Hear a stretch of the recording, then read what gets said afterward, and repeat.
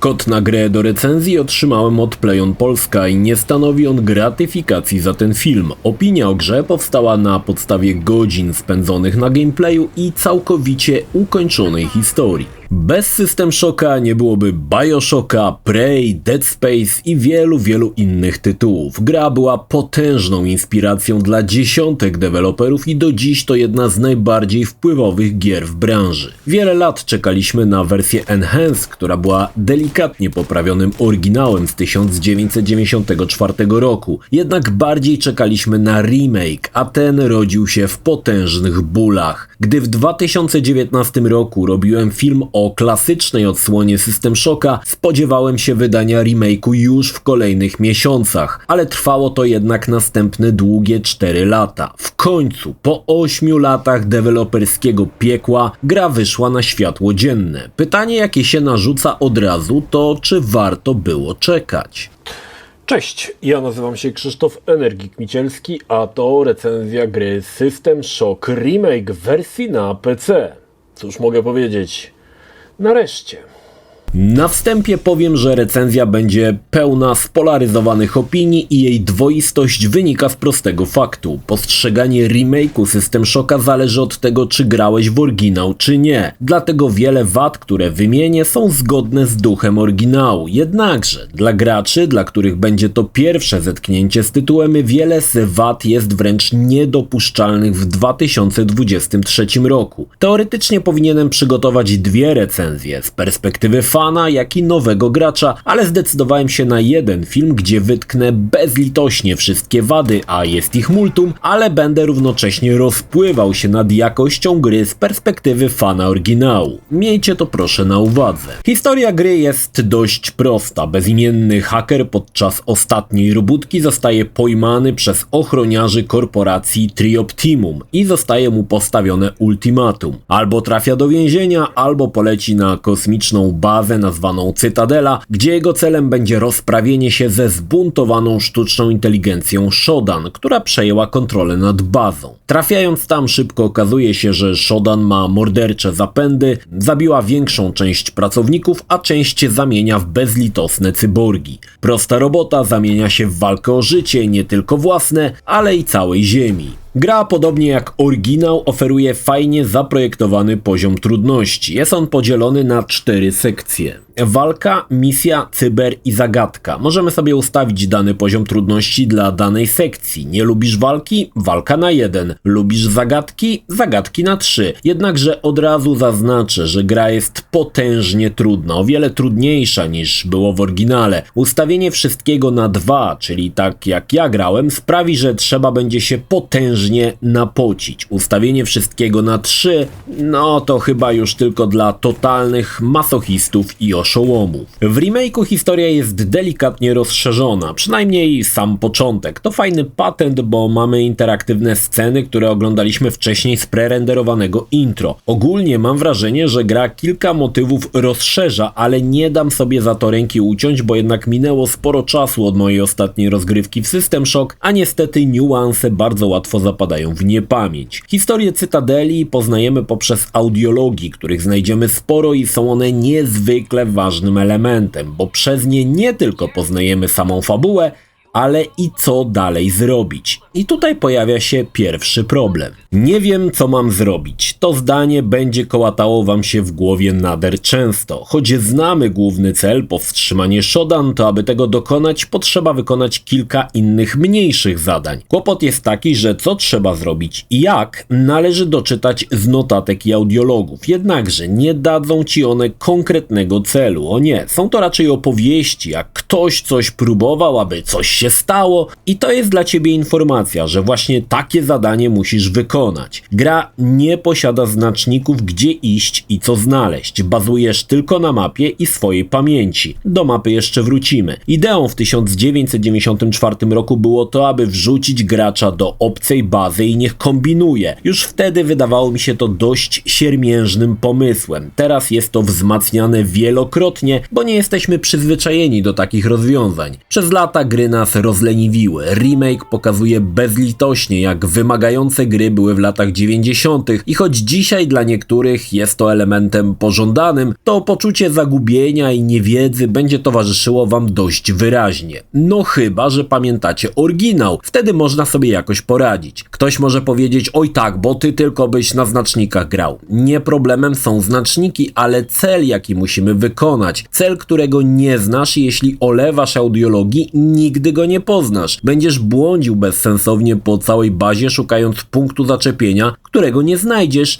bo nie wiesz, co nim jest. I tutaj moje pierwsze przemyślenie. Szanuję Night Dive Studios, że nie chcieli zmieniać składowych gry. Szanuję, że chcieli stworzyć grę, która będzie niemal idealną kopią oryginału. Jednakże to, co było siermiężne w 1994 roku, nie będzie do przełknięcia w 2023, tylko dlatego, że jest ładna oprawa. Po System Shocku widać idealnie, że gra powinna doczekać się potężnego redesignu, bo dziś wiele elementów jest po prostu niezjadliwe, irytujące i archaiczne. Będę do tych motywów wracał jeszcze niejednokrotnie. Cytadela nie jest może jakoś specjalnie ogromna, ale podzielona na kilka poziomów, które każde jest osobną swego rodzaju mapą. I wierz mi, że zgubić się w gąszczu korytarzy jest niezwykle łatwo. W latach 90. tak zwarte mapy miały powód, ograniczenia systemowe, które sprawiały, że i tak gra działała dość kiepsko. Dziś dreptanie w tą i z powrotem, szukając lokacji, którą widzieliśmy kiedyś, potrafi doprowadzić do łez. Choć trzeba przyznać, że odnajdywanie znajomych lokacji w nowej formie sprawiało mi wiele radochy. Twórcy zadbali o to, aby były zgodne z duchem oryginału, ale w zupełnie nowej odsłonie i za to należą się brawa. Ale do designu lokacji jeszcze wrócimy. System Shock jest pewnego rodzaju grą RPG, choć bardziej to taki action adventure. RPG to za duże słowo, nie ma tutaj rozwijania postaci, a jedynie elementy naszego kombinezonu, które to pozwolą na przykład wejść w miejsca napromieniowane i tak dalej. Z czasem ilość umiejętności bohatera się zwiększy, wyższe skoki, możliwość lewitowania na specjalnych butach. Nowe umiejętności pozwolą dostać się do wcześniej niedostępnych miejsc. Gra w dużej mierze opiera się na rozwiązywaniu zagadek, szukaniu kluczy i walce z wrogimi sługusami Shodan. Część eksploracyjna to największy plus całej gry. System Shock był jedną z pierwszych gier, gdzie zastosowano environment storytelling. Odkrywanie kolejnych zakamarków, dowiadywanie się o tragedii, jaka spotkała danego pracownika, ich obawach, próbach walki z Shodan to jakość sama w sobie. Nie raz i nie dwa dostaniesz komunikaty od ruchu oporu, który wciąż walczy i błaga o pomoc. Dość szybko Cytadela wkręca ci się w mózg. Samotność, ciągłe uczucie strachu, świadomość ciągłego obserwowania i beznadziejność całej sytuacji przytłacza. I tak dokładnie miało być. Jak wspomniałem, Cytadela jest podzielona na poziomy. Każde piętro miało inne zadania, więc poziom medyczny, poziom administracyjny itd. Na każdym poziomie znajdziemy specjalne centrum tworzenia cyborgów, które pełni też funkcję stacji odradzania. W remake'u będziesz ginął często, bardzo często, dlatego odnalezienie stacji odradzania to podstawa. Wyłączenie produkcji cyborgów w końcu spowoduje, że nie będą się pojawiali nowi przeciwnicy, co też jest ważnym elementem. Jeśli zginiemy, odrodzimy się w najbliższej stacji odradzania. Jeśli na danym poziomie jej nie odblokowaliśmy, gra cofnie nas do poprzedniego poziomu. I teraz kłopot jest taki, że odrodzenie nie daje nam całej energii, jedynie 30%. Są specjalne kapsuły, które potrafią przywrócić 100% energii życiowej, ale są one na najniższych poziomach. Powoduje to, że pod koniec gry, gdy już ledwo zipiesz, brakuje apteczek, amunicji, brakuje dosłownie wszystkiego, często będziesz wracał przez wszystkie poziomy, a dodam, że nie odpowiada za to jedna winda, tylko kilka wind rozsianych po całej bazie, wracał tylko po to, aby odnowić sobie energię. To kolejny motyw, który wymagał przeróbki, ale tak się nie stało. Dlatego System Shock to gra, którą ukończą tylko najwięksi, najtwardsi wymiatacze. Inni po kilku takich sytuacjach machną na to ręką, a gdy znowu trzeba będzie wrócić przez 7 poziomów do tego najniższego tylko po to, aby uzupełnić energię, krew was po prostu zaleje, a mózg eksploduje. W latach 90.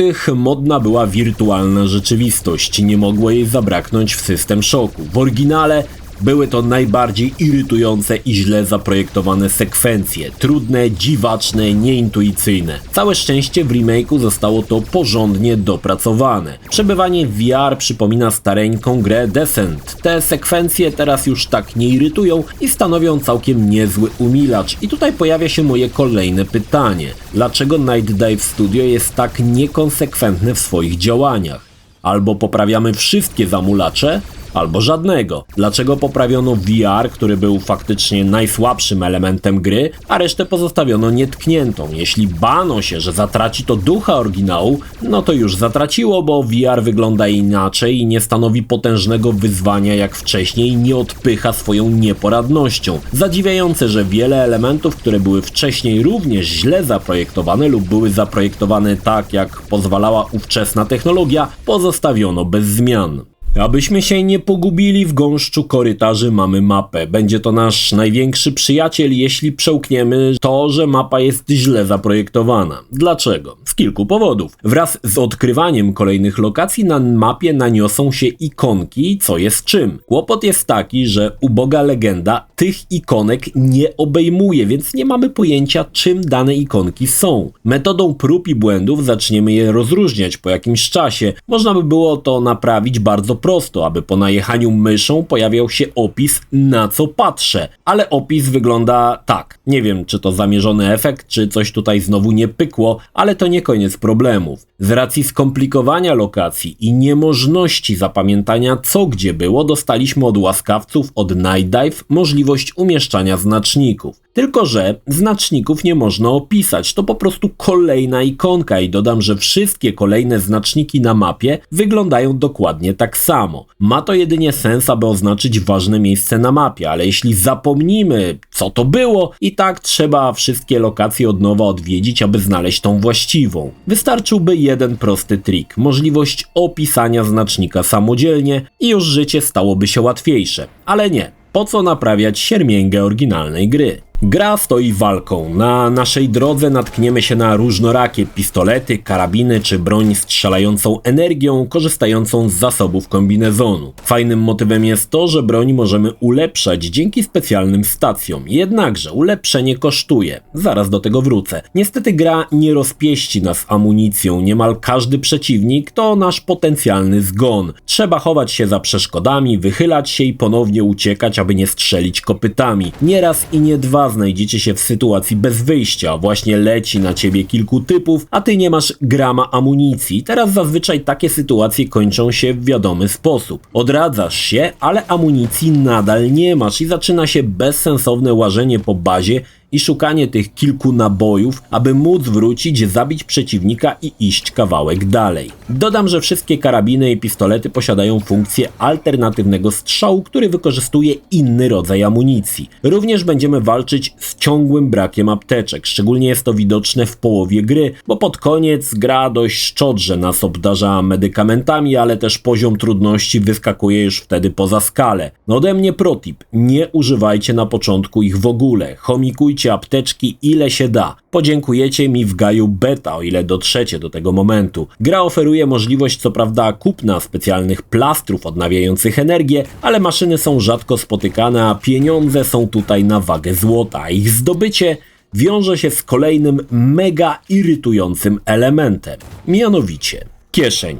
Chryste Panie, co tutaj się zadziało? Kieszeń jest podzielona na kratki. Każdy element zabiera inną ilość kratek. Jest to normalne rozwiązanie spotykane w wielu grach. W System Shock Remake kieszeń nie jest zbyt pojemna. Pod koniec gry, gdy posiadamy kilka pistoletów, naprawdę ciężko upakować kolejne znajdźki. Teraz twórcy wprowadzili możliwość zbierania śmieci. Różnorakich butelek, puszek po piciu, no zwykłych, po prostu zwykłych śmieci. Śmieci są ważne, bo możemy je utylizować, a zutylizowane śmieci zamieniamy na hajs. Ale aby śmiecia zutylizować, musimy najpierw go zebrać do kieszeni, a więc musimy posiadać odpowiednią ilość kratek. I teraz jeśli potrzebujesz dramatycznie pieniędzy, a masz już kieszeń zapchaną ważnymi rzeczami, sytuacja wygląda tak. Idziesz po bazie, zbierasz śmiecia, otwierasz kieszeń, klikasz na śmieciu, potem wybierasz z menu utylizuj i zamykasz kieszeń. I tak kilkadziesiąt razy. Czy tak trudno było zrobić automatyczną utylizację, czyli zbieram śmieć, które automatycznie przenosi się do złomu, bo nie bardzo rozumiem, po co graczowi niepotrzebne rzeczy i noszenie ich w kieszeni. Nie ma to zupełnie sensu. Lub nawet jeden przycisk utylizujący wszystkie niepotrzebne rzeczy do złomu. Nie. Tego nie ma. Siermięga, level max, bo tak było w 94. Ale najbardziej krew cię zaleje, że nie ma automatycznego sortowania kieszeni. Jeśli masz 6 wolnych kratek poziomo, a pistolet z jakiegoś powodu zajmuje 6 kratek pionowo, to go do kieszeni nie włożysz, bo obrót można wykonać tylko na przedmiocie, który już jest w kieszeni. Chryste Panie, czemu tego nikt nie sprawdził? Przecież to jest wręcz niemożliwe. A jeśli jest sytuacja, że masz 6 wolnych kratek rozproszonych po kieszeni i zbierasz karabin zajmujący 6 kratek, no to go nie zbierzesz, bo gra ci da informację, że nie masz miejsca w kieszeni. Musisz samodzielnie wszystko ułożyć i dopiero podnieść karabin. Tak trudno było dodać automatyczne sortowanie, to nawet nie jest jakaś wyszukana funkcja, to jest dzisiejszy minimalny standard w tego typu grach. Z czasem zaczniemy zbierać różnorakie narzędzia, które pomogą nam w walce z Shodanem, na przykład różnej maści plastry dające jakieś ważne funkcje. Jeden na przykład pozwoli szybko uleczyć napromieniowanie lub skażenie biologiczne, inny przyspieszy nasze ruchy czy zwiększy wytrzymałość. To dość ważne elementy, które pozwolą przeżyć nam chwilkę dłużej w niegościnnych lokacjach. Ważne staną się baterie, które naładują nam skafander, ale i dadzą energię do broni energetycznej. Będą też różne granaty gazowe, odłamkowe, EMP oraz szeroka gama amunicji, a każdy z tych elementów zajmuje kolejne kratki w kieszeni. Gra niestety ma dość sporo glitchy. Część z nich jest tak niesamowicie głupia, że mam wrażenie, że nikt tej gry nie testował. Na przykład opisy urządzeń w skafandrze. Podczas wejścia do menu ikony skafandra są na lewej i prawej krawędzi ekranu. Jeśli najedziemy na nie, mamy opis, co one robią i po co są. Jeśli wybierzemy opisy ikon z lewej strony, opis pokaże się po prawej. Ma to sens. Ale jeśli wybierzemy opis prawych ikon, opis pokaże się za krawędzią ekranu po prawej stronie. Naprawdę? Nikt tego nie zauważył przez 8 lat. Jeszcze raz wrócę do poziomu trudności. Mamy tutaj szalenie wymagający tytuł. Początkowo wydaje się z górki, ale wraz z odwiedzaniem kolejnych wyższych poziomów zaczyna się mozolne parcie naprzód. Pokochasz przycisk szybkiego zapisu i będziesz go używał tak często, że zetrze się z niego napis. Niestety trudność gry nie polega tylko na walce z Shodanem i jego pomagierami. Walczysz też z siermiężnym interfejsem, własnymi słabościami i cóż, kiepskim designem poziomów. Tak, to co było fajne w 94 dzisiaj już takie fajne nie jest. Dlaczego? Bo mamy skalę porównawczą i niestety porównania z grami, które inspirował System Shock, pokazują jak dużo trzeba było włożyć w redesign pomysłów System Shocka, aby było to zjadliwe. W remake'u masz ten surowy stan pionierski, czyli jednym słowem siermiężny. Za to pochwalę oprawę. Jest ona specyficzna, ale wybór jak dla mnie trafny. Modele pokryto teksturami symulującymi niską rozdzielczość, ale bez używania antyaliasingu, więc widać ząbki na teksturach nałożone na wysokiej jakości modele. Efekt jest świetny i daje posmak retro. Cytadela od 1994 roku wyładniała potężnie. Świetne zastosowanie SSR pozwala widzieć różnej maści odbicia. Każda lokacja to dziesiątki światełek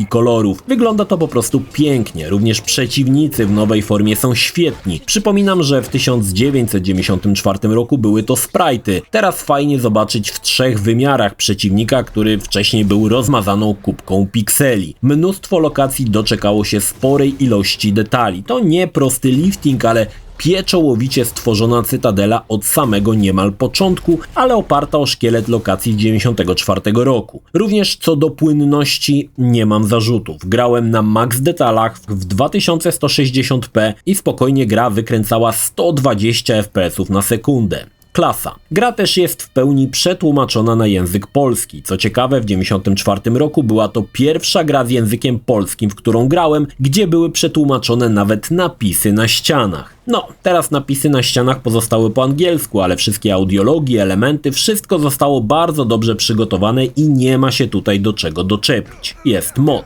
Natomiast doczepić się muszę do ciał przeciwników. Otóż nie znikają one nigdy, nawet jeśli zmienimy poziom stacji. Super. Jednakże, jeśli ciało znajduje się na przykład za drzwiami, to gdy je otworzymy, zauważymy, że silnik po prostu jakby zrzucał ciało z góry, przez co przez ułamek sekundy widać, że działa na nie fizyka. I miejscami w panice zaczynamy do niego strzelać, bezsensownie tracąc amunicję. System Shock Remake to gra, której potrzebowałem. Tak, jest bardzo wierna oryginałowi, ale niestety skopiowano też wszystkie błędy i kiepskie pomysły. Trochę dziwi mnie to, że w kilku miejscach Night Dive poszalało i dopracowało tu i tam bardziej niezjadliwe elementy, a innym razem niektóre elementy bezmyślnie zostawiło. Bo jak mówiłem, albo naprawiamy wszystko, albo nic. Powrót do Cytadeli był dla mnie świetnym doświadczeniem. Ponowne błąkanie się po bazie, walka z cyborgami. Widać, że mocno podkręcono poziom trudności, przez co będziesz ginął często. Pod koniec gry, po śmierci, będziemy oglądać ciągle tą samą animację zamiany w cyborga,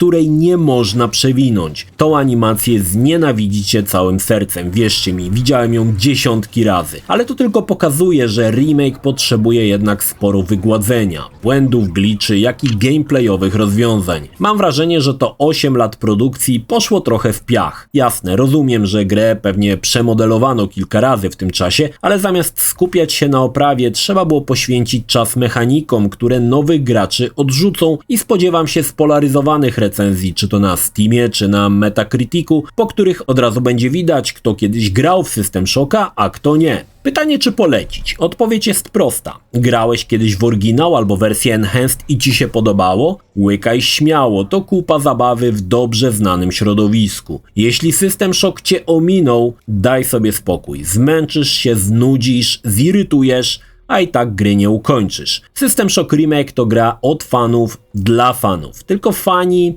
też by chcieli, aby gra była bardziej przystępna i dostosowana do dzisiejszych standardów, bo w 94 czasach dzikich i szalonych, owszem, System Shock robił wrażenie, a siermięga była do przyjęcia, bo nie było z czym porównać. A gra była pionierska w wielu aspektach. 29 lat później wiele innych tytułów wyszlifowało i dopracowało to, co zapoczątkował System Shock na błysk. Więc remake to wehikuł czasu, który cofa nas do 94 i jedynie oprawa świadczy o tym, że mamy 2023. Jeśli chętnie cofnąłbyś się do tych czasów jeszcze raz, no to zdecydowanie polecam. Jeśli wolisz korzystać z wypracowanych i dopracowanych przez lata mechanik, no to zdecydowanie odradzam. O, i tyle.